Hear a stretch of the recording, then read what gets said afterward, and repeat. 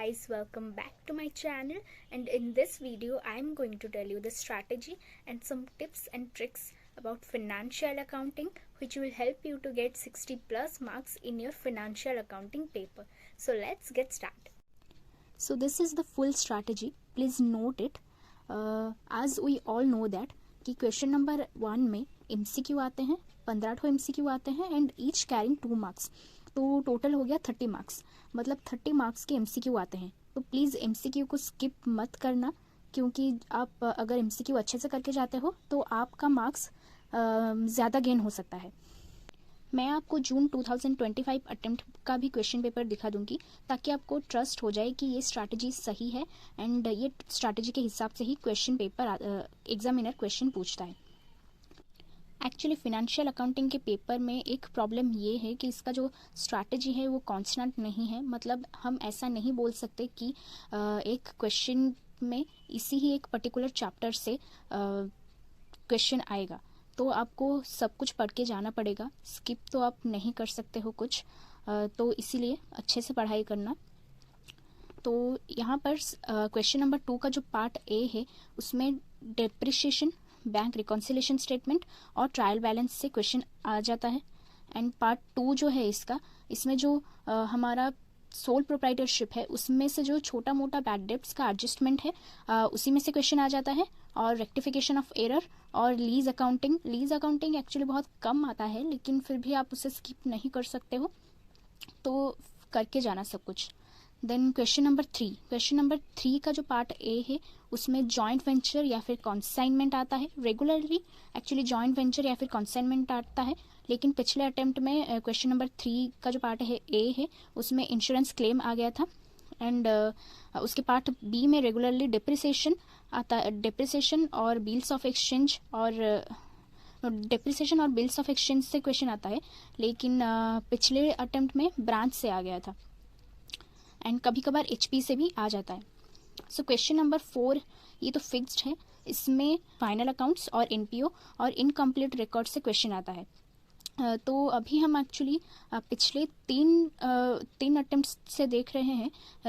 Incomplete record से कुछ ज़्यादा मतलब कंटिन्यूसली क्वेश्चन आ रहे हैं, तो इनकम्प्लीट रिकॉर्ड्स को मतलब मत छोड़ना, इसको अच्छे से प्रैक्टिस करके जाना. देन क्वेश्चन 5 में पार्टनरशिप से क्वेश्चन आता है. पार्टनरशिप का इम्पॉर्टेंट चैप्टर्स, आप अगर पार्टनरशिप नहीं किए हो मैं तो सजेस्ट करूँगी कि आप अभी उसको मत करो, क्योंकि पार्टनरशिप बहुत वास्ट है एंड उसको करने में बहुत टाइम चला जाएगा. एंड वैसे भी हमारे पास 2 क्वेश्चंस को स्किप करने के लिए ऑप्शन होता है.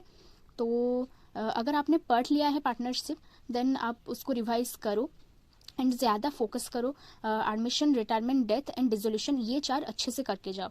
अगर आपने अभी तक नहीं किया है देन मैं तो सजेस्ट करूँगी आप अगर ये 4 कर सकते हो देन करो, नहीं तो ओनली डिसोल्यूशन करके जाओ.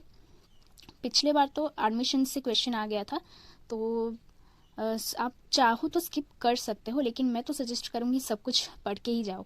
देन क्वेश्चन नंबर 6 का जो पार्ट ए है वो हमेशा मतलब डिपार्टमेंट या फिर ब्रांच से आ जाता है. एंड उसका पार्ट बी हमेशा इंश्योरेंस क्लेम से आता है, लेकिन पिछले अटेम्प्ट में 6 का पार्ट ए में जो कॉन्साइनमेंट से क्वेश्चन आ गया था एंड पार्ट बी में HP से हायर परचेज से क्वेश्चन आ गया था.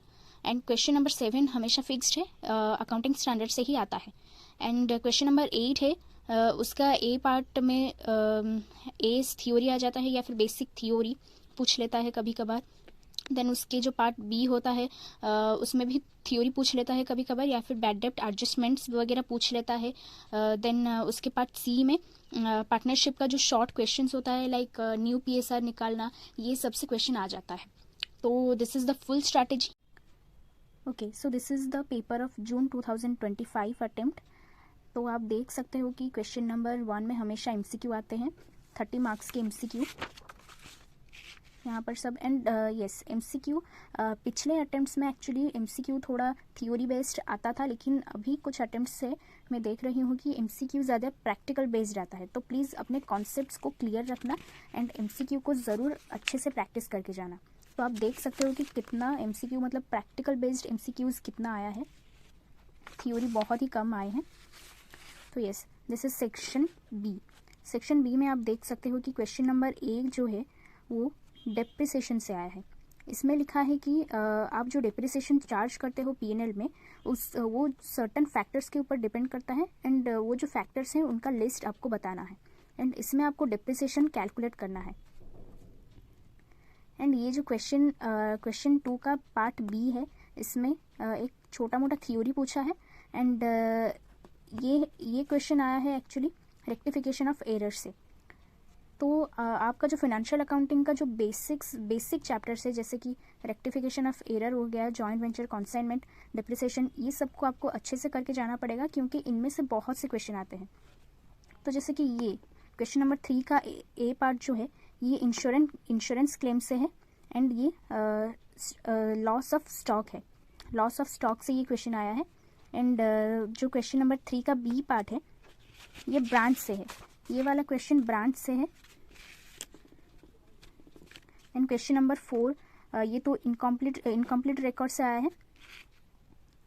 ये क्वेश्चन थोड़ा टफ था एंड क्वेश्चन 5 ये एडमिशन से आया है, पार्टनरशिप का एडमिशन।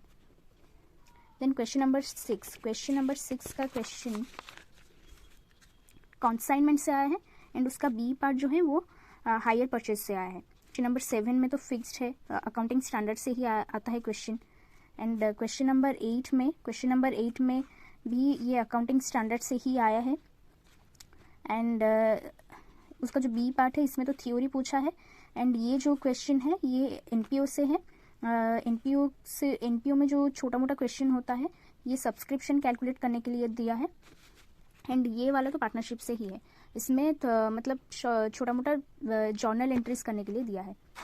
तो ये थी पूरी क्वेश्चन पेपर। मैं आपको सजेस्ट करूंगी कि आप क्वेश्चन पेपर को पूरा 100% अटेम्प्ट करके आओ, ताकि अगर आपका कुछ गलत भी हो जाए तो आपको स्टेप मार्किंग मिले एंड आप उससे ज़्यादा मार्क्स गेन कर सकते हो। जैसे कि ये क्वेश्चन नंबर 4 में सिंगल एंट्री से क्वेश्चन आया था, तो ये वाला क्वेश्चन मेरा मतलब सही नहीं निकला था। उसका जो लास्ट आंसर है वो गलत निकला था, लेकिन उसमें मैंने जो स्टेप्स किए थे बहुत सारे, वो स्टेप्स मेरे सही थे, इसलिए मेरे को स्टेप मार्किंग मिला था। तो वैसे ही आप क्वेश्चन को छोड़ना मत। अगर आपको नहीं भी आता है तो आप कुछ ना कुछ अटेम्प्ट करो, ताकि आपको एग्जामिनर एटलीस्ट 1 मार्क या फिर 2 मार्क दे सके। So that's it for today's video. If you have any other doubt, then you can ask me in my comment section. I'll definitely help you. That's it for today. Thank you so much for watching this video. Bye.